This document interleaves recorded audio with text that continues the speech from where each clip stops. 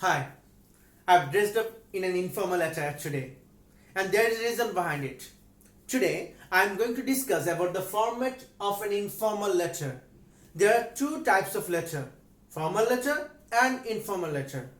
And formal letters are used to write official letters, okay? And informal letters, we use them to express our emotions, to say something to someone, or to know something from someone. We write them to our neighbors, to our friends, to our relatives. Yeah, neighbors when they're not beside us. When they go somewhere else, we may ask them about something. And when we write letters to them, these type of letters are called informal letters. As it is informal, yeah, you may use some informal tone. Like we can use contraction. Like we shouldn't use can't, won't, shan't in a formal letter. But if it is an informal letter, we can use them. But informal doesn't mean to use abbreviation like OMG or like using slang. Don't use them. We are writing the letter for an examination. We are not actually writing it to our friends. So we should follow some rules.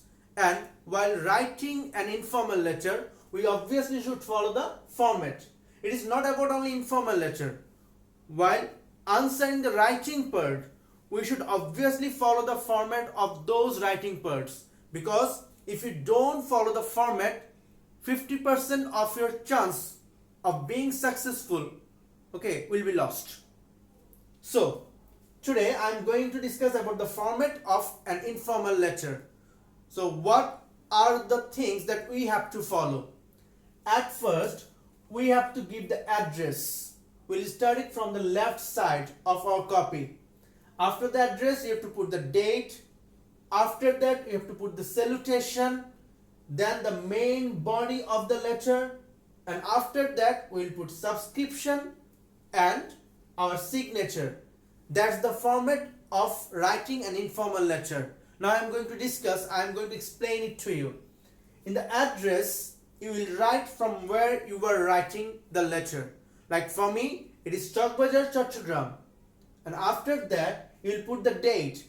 And while writing the date, don't use 8th October 2019 or 21st September 2019, or don't write 08 slash or space 10 slash 2019.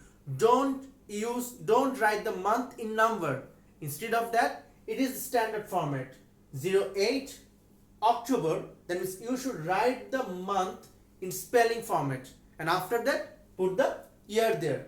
And like the first one, you are going to write the address like Chowkbajar, Chattogram. You won't write the word address there. Similarly, while putting the date, you will put the date here. Don't write the word date. Okay, it doesn't look good.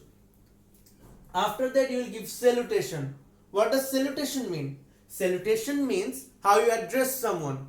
And when you are writing a letter to someone, if he or she is your friend, you should mention the name of that friend. Like for me, it's Dear Yash. I'm writing to my friend, so I'm saying Dear Yash. But if you are writing to someone who is your relative, instead of writing the name, you should put the name of the relation there. Like Dear Cousin, Dear Brother, Dear Uncle, Dear Wife. Okay, these should be used in the salutation part. So use the name when you are writing to your friend, and put the name of the relation when you are writing to your relatives. Okay, you should be careful regarding that. After that, come to the main body. And the students of our SSC and HSC examinee, okay, they make a simple mistake. That is, they make only 3 paragraphs in the main body: the introduction, the main part, and the conclusion. But it shouldn't be like that. Yeah, there should be an introductory part, there should be a concluding part, but the main body should have more 2 to 3 paragraphs, or sometimes 3 to 4 paragraphs. You should be very careful regarding that. If you make more paragraphs, your writing will be more lively. You should be very careful regarding that. So how have we started? most of its students, they start with a boring introduction. Okay, they write, I hope you're well, or how are you doing, or it's quite a long time since I wrote to you. So these are very common and very boring. You should come out of them. Okay, you shouldn't use these kind of boring introduction. Instead of that, try something new. If you Google something, if you Google it, you'll find a lot of new examples. Like I've given one for you.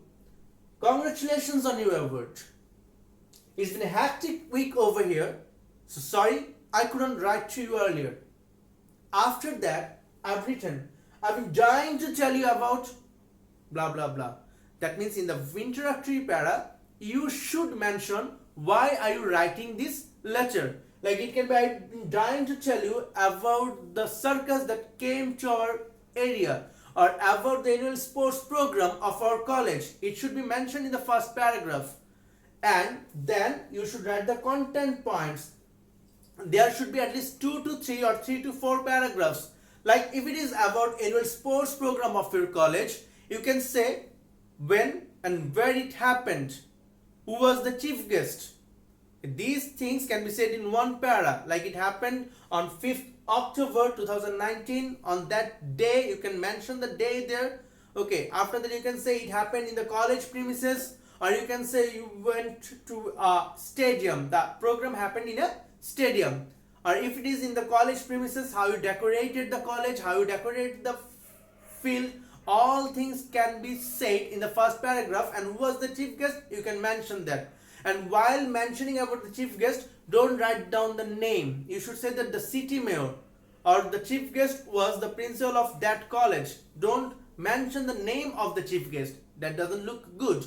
Okay, in the second para, now you can say that how the program started. Like the program started with the recitation from the Holy Quran. After that, the principal presided over the meeting and he said, he inaugurated the program with his speech. After that, you can say how many programs are there, how many races are there, how many types of sports are there. Okay, this can be said in that para. Then you should start a new para. You should begin a new para saying in which games you have participated.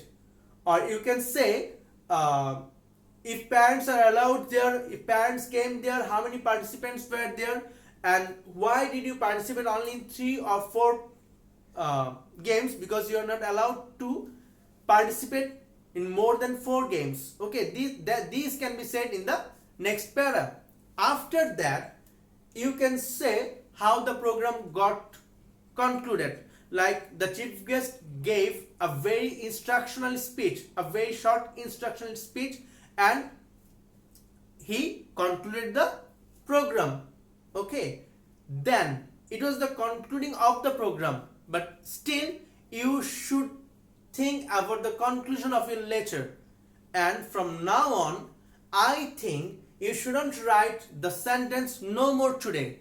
So from today, the sentence no more today should be no more, because it is very common in all the exam scripts that we check. We find these sentences. Instead of that, you can say something better. Okay, you can bring a change there. Like I've given an example for you. I really wish you were there. You would have loved it. And after that, you can say, give my regards to your parents. Okay, that's how you can conclude that. After that, it is about subscription. So how we put the subscription there? Like, you're ever yours, you're truly yours, you're sincerely, or you can say cordially or affectionately. And there are some others also, like regards. And after that, you should put the signature. Signature means here you will put the nickname only, like Johnny. You shouldn't write the full name, Mohiuddin Johnny, because you are writing an informal letter. So the informal name should be there, not the full name. We should be careful regarding all these things while writing an informal letter. And if you want videos on different topics, you can let me know by writing it in the comment box below. Okay, and if you have liked my video, don't forget to share and subscribe it. Thank you. Bye.